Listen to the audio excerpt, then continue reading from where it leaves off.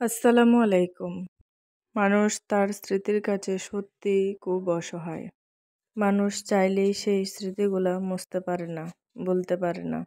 কিছু স্মৃতি বুক ভরে আনন্দ দেয়, আবার কিছু স্মৃতি নিঃশব্দে কাঁদিয়ে তোলে।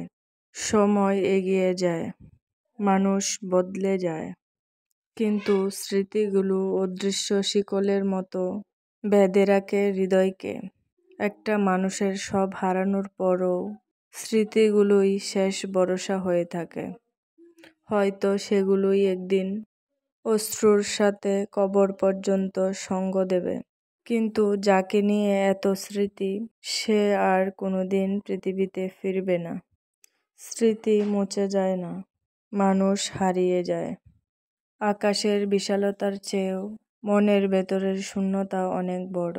তবুও আমি প্রতিদিন আলো নিভে গেলেও নিজের অস্তিত্বটাকে জোর করে বাঁচিয়ে রাখি।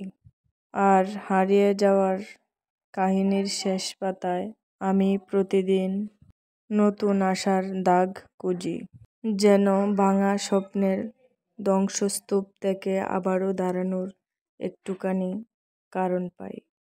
ভেতরটা ভেঙে গুঁড়িয়ে গেলেও বাইরের পৃথিবীর সামনে হেসে যাই, কারণ আমি জানি বেঁচে থাকা অভিনয়টাই আমার একমাত্র বেঁচে থাকা।